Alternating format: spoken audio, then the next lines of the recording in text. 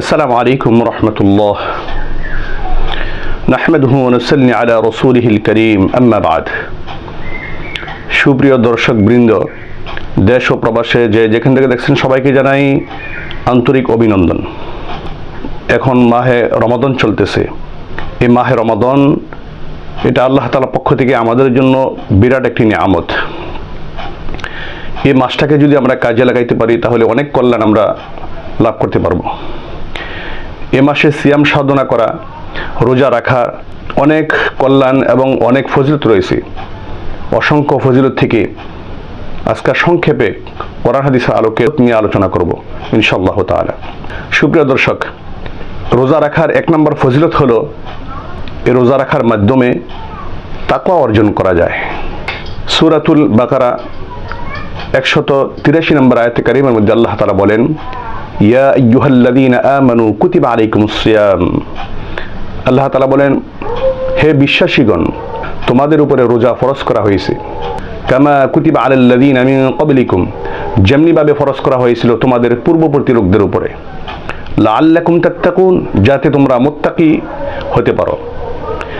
এই আয়াতের মাধ্যমে আল্লাহ তাআলা স্পষ্ট বলে দিয়েছেন যে সিয়াম সাধনার মাধ্যমে বান্দা মুত্তাকি হতে পারবে, তাকওয়া অর্জন করতে পারবে।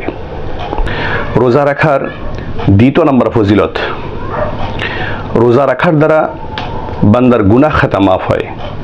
সহিহুল বুখারীর 1901 নম্বর হাদিস, عن أبي هريرة رضي الله تعالى عن النبي صلى الله عليه وسلم قال من صام رمضان ঈমানান ওয়া ইহতিসাবান গুফিরা লাহু মা তাকদ্দামা মিন যামবিহি।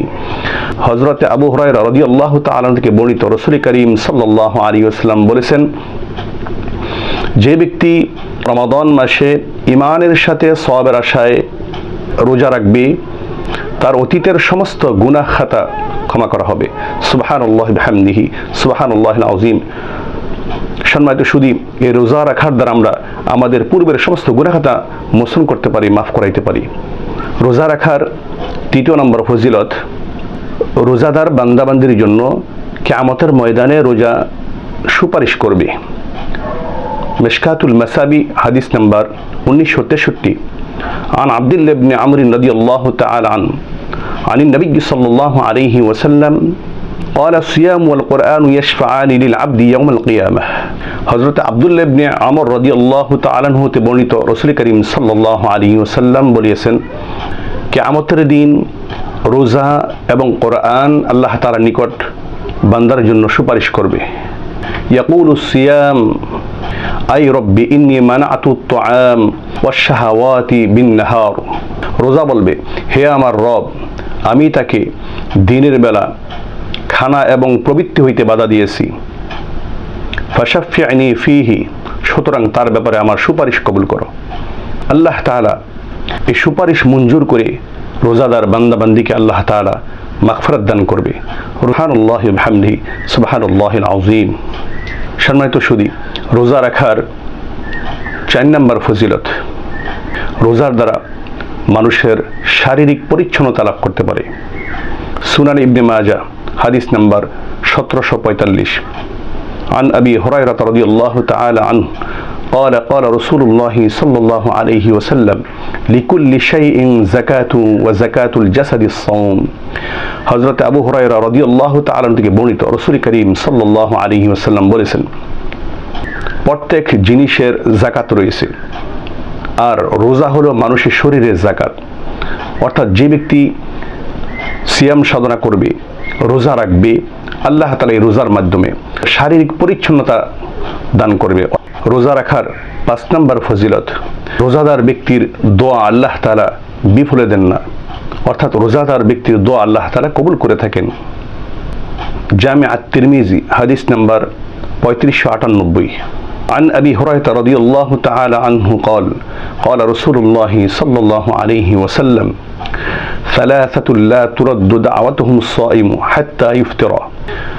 হযরত আবু হুরায়রা রাদিয়াল্লাহু তাআলা থেকে বর্ণিত, রাসূল করিম সাল্লাল্লাহু আলাইহি ওয়াসাল্লাম বলেছেন, 3 ব্যক্তির দোয়া বিফলে যায় না।